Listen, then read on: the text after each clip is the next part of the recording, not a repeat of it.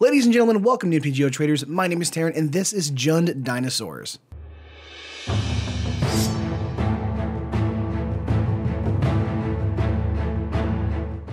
So just like all the other tribes, there are lots of different ways to build the tribal decks for the particular tribes.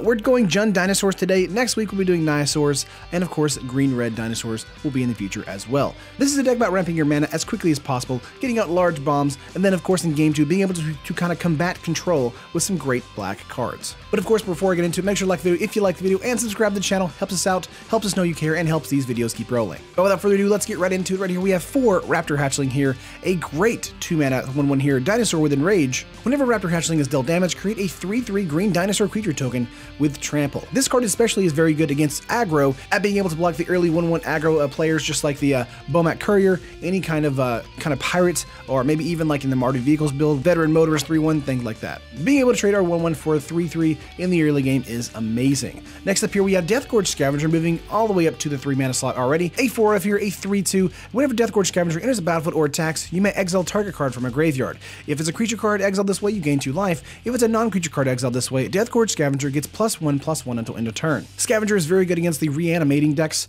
right now, especially against like a Scrappy Scrounger in the early game, Earthshaker Kinra in the mid to late game against a random red strategy, things like that. Being able to gain some life is also very important in those aggro matchups as well. And in the control matchup, if we need to get rid of some Fatal Pushes and things like that for a Torrential Gearhulk in the control matchup, Deathgorge Scavenger can grab those cards as well. Fantastic for getting in for 3 or 4 on turn 4. Moving on though, we have some mana ramp here. This is 2 Wayward Sawtooth, a 3-mana 5/5 dinosaur with Ascend, and of course if you control 10 or more permanents, you get the City's Blessing for the rest of the game. You may play an additional land on each of your turns, and Wayward Sawtooth can't attack or block unless you have the City's Blessing. A 3-mana 5/5 on turn 3 is not great, but we do get the ability to play 2 lands, putting up our mana ramp to at least 6 as far as permanents on the battlefield. And as long as the Sawtooth is out on play, we get to play 2 lands per turn, which is great at being able to ramp and get into our larger bombs, just like cards like our Raptor Raptor here, a 4/4 4/5 dinosaur with Enrage. Whenever Raptor Raptor is dealt damage, we draw a card. This is especially useful against the Boros aggro deck and Remnant Red deck, where they have to burn our creatures into submission. More often than not though, they won't be able to burn this one to the crisp with 1 single card unless they have Harness Lightning and Energy or something like that. We'll be likely drawing 2 cards with this card, thanks to having our creature be blocked by one of their creatures and them using a Lightning Strike to follow up to kill the creature. That's usually 2 card draws off of the Ripjaw Raptor. I cannot tell you how often I play this against an aggro deck, and they just don't have an answer for it quickly enough, especially when this comes out on turn 3. Moving on here though, we have Regisaur Alpha. This is our 5-mana drop here. It's a 4/4 dinosaur. Other dinosaurs we control have haste, and of course when it enters the battlefield, it creates a 3/3 green dinosaur creature token with Trample. The Alpha here is like our awesome lord for the dinosaurs. Well, it doesn't give them +1/+1. It does give them haste, which is great for bigger bombs, and of course the Ripjaw Raptor as well. If they don't have an answer for a Regisaur Alpha, as soon as it hits the battlefield, they're going to take 3 points of damage thanks to our 3/3 Trampler, or they're going to have a hard-fought battle at getting into our life total in general thanks to the 2 cards entering the battlefield on our side of the field. But moving on to other cards for us that are from Rivals of Ixalan, we have Tetsamok Primal Death. This is why we're in Jund here. This is a 6-mana 6/6 legendary creature, Eldritch Dinosaur with Death Touch. We can pay black and reveal Tetsamok Primal Death from your hand, put a prey counter on target creature. Activate this ability only during your turn, and when Tetsamok enters the battlefield, destroy each creature your opponent controls with a prey counter on it. Against a more tempo-based or aggro-based strategy, if they don't have hexproof, Tetsamok is a straight-up board wipe, as well as us putting a 6/6 with Death Touch on the battlefield. Either way, this is the top of the curve for us and a great bomb, but the tippy-top curve for us is actually for fun, and this is a 2/of Polyraptor. This is a card I would probably recommend replacing with Carnage Tyrant instead, but we put it in here because we have a lot of Enrage mechanics in this deck. This is basically Jund Enrage for us. It's an 8-mana 5/5 dinosaur with Enrage. Whenever Polyraptor is dealt damage, create a token that's a copy of Polyraptor. Of course, this is a great way to kind of build out our board state and go really wide with a 5/5. And that is all the creatures in the deck for us. Let's move on to spells here. We have 4/of Commune with Dinosaurs, a great turn 1 game plan for us.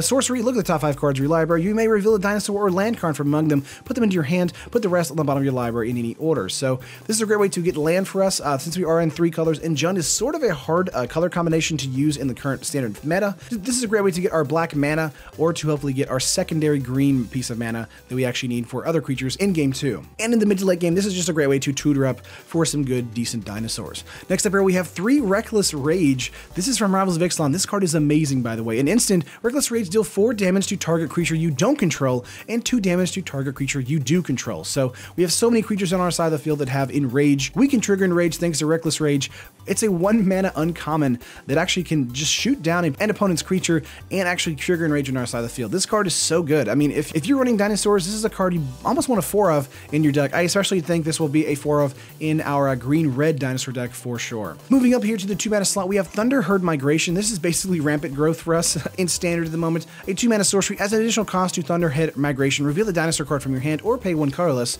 We don't want to pay 1 colorless, we want to reveal a dinosaur. Search your library, basic land card, put it into the battlefield tapped, then shuffle your library. So this is a great way for us to get more mana out on the battlefield on turn 3, go to 4 mana at least on turn 3, and have cards like the Ripjaw Raptor coming into the battlefield really quickly. Thunderhead Migration is one of those cards where if you're in Dinosaurs, it's really going to pay off in the long run. And of course, the last 3 cards in here that are enchantments are Journey to Eternity. This is an interesting card for us because we are in Jund, we do have the ability to get to black. This is a 3 mana legendary enchantment aura. Enchant creature you control. When enchant creature dies, return to the battlefield under your control, then return Journey to Eternity to the battlefield transformed under your control. And when it transforms, it turns into Atzel, Cave of Eternity. We can tap it to add 80 mana of any color to your mana pool and pay 5 and return target creature card from your graveyard to the battlefield. In testing, what I would do is I would do a turn 2 Raptor Hatchling. Turn 3, I would go to a Journey to Eternity, use the burn spell we have here, Reckless Rage, kill my Raptor, trigger the Journey to Eternity, flip it, and then have another Raptor on the battlefield with a 3/3 right beside it. Of course, you could do it that way, or you could just block,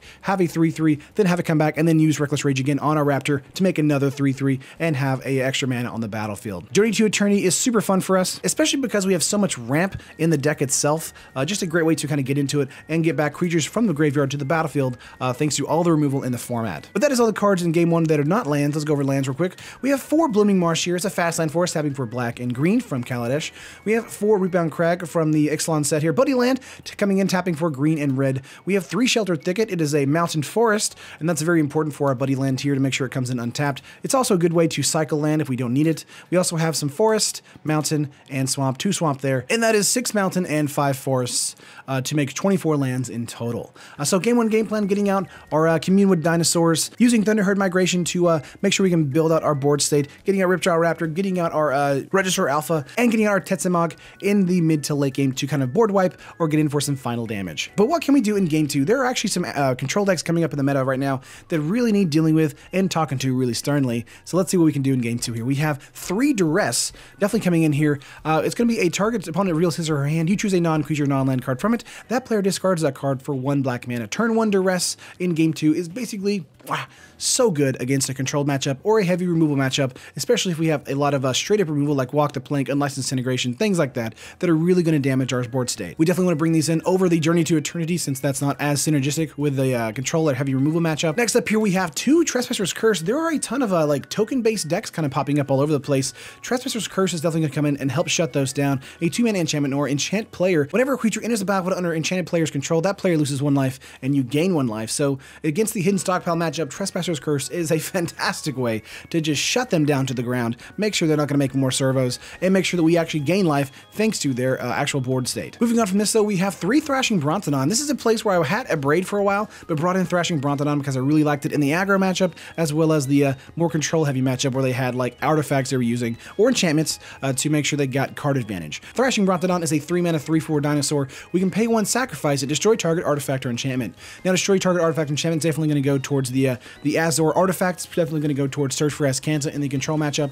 And if we don't have that, it's just going to be a 3/4 that's going to like survive against a Lightning Strike or Shock in the aggro matchup. Overall, Thrashing Brontodon is a 3/4 for 3, and that is just base good, but having the secondary ability there to help destroy an artifact or an enchantment is even better. Moving up though, we have 3 Vraska's Contempt. This is against a more control heavy or planeswalker heavy matchup. This is a 4 mana instant, exile target creature or planeswalker, you gain 2 life. The Scarab God is also a kind of a big deal right now in standard still, sadly, and Vraska's Contempt is going to help come in there and deal with those as well.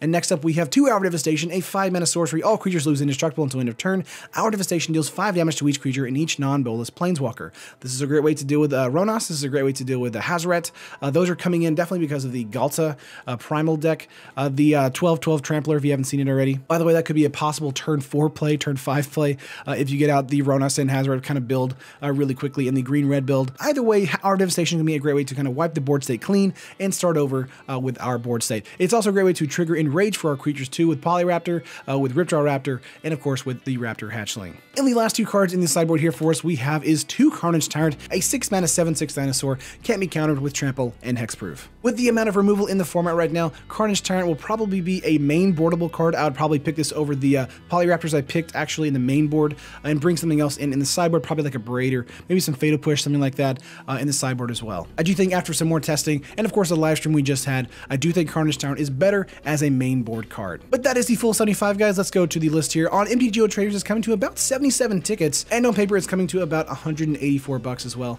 That's a little pricey for me for paper. I do think in the MPGO market though, this is actually quite cheap and pretty fun to play around with. I do think Dinosaurs in green-red is a bit of a better build as far as Dinosaurs go, but I did like toying around with this deck since it was a pulled and kind of voted on color combination for the stream. But that is it, guys. Let me know if you liked the deck. Let me know if you hated the deck.